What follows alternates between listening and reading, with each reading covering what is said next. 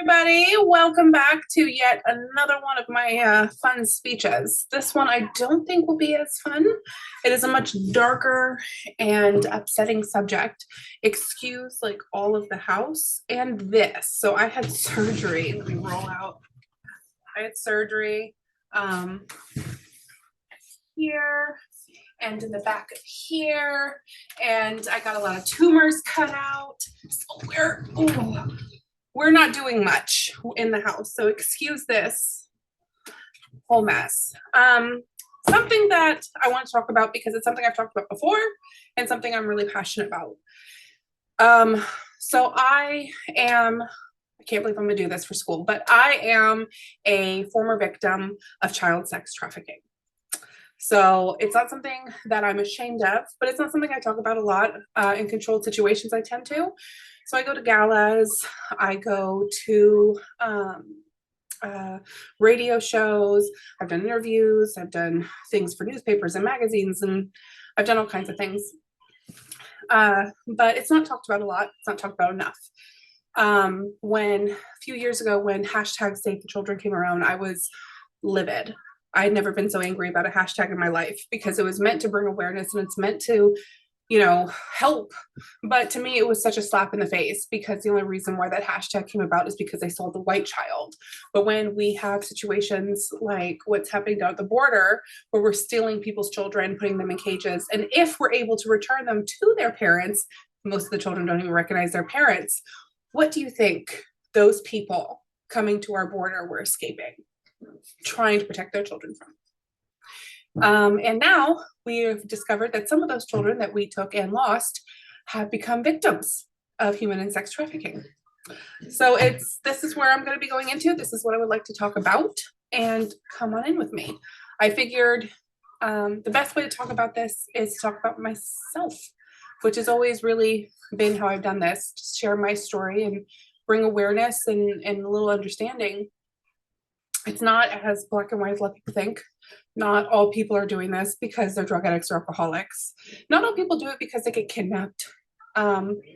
With my work with the FBI, one thing that I found out is the only thing that is consistent along the row for people who find themselves victims in this situation is that there is a void, is the word that was used. There's some void. So there are young girls who come from upper white class, and there are young girls that come from lower class. Did I say upper white class? I didn't mean upper white class. Upper class and lower class. It doesn't really matter. And race doesn't even necessarily take a part either. But there seems to be a void. You can live in a mansion in Calabasas and still end up victim to this situation. So the why, I don't really think it should be important, but I don't think it is in this situation, because it's going to happen no matter what. It's the oldest profession. And right after that, the second oldest profession came about, which is pampering and pandering of living human beings. It's modern day slavery. It's just a very fancy way of saying it.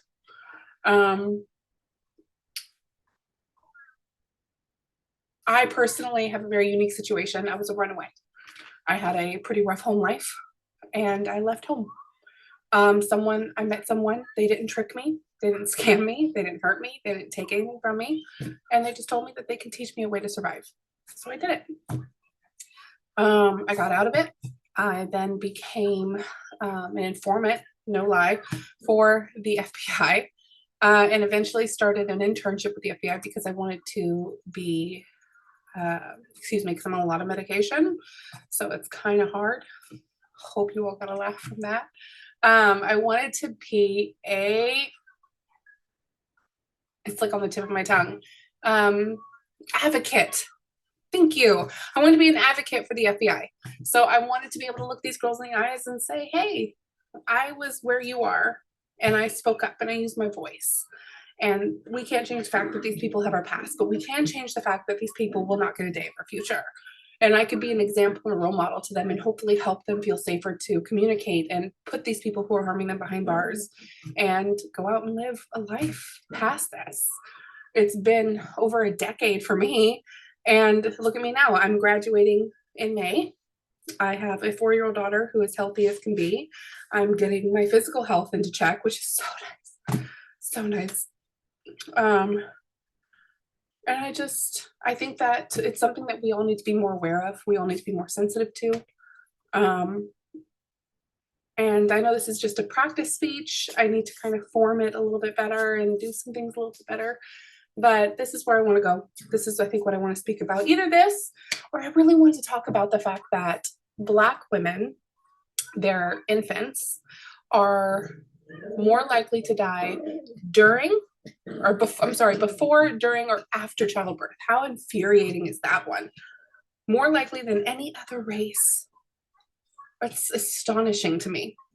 There was a chief resident, pediatric, who was pregnant, went into labor, had a baby, and then she went into systematic organ failure and her liver ruptured while everyone's telling her that this is just postpartum symptoms.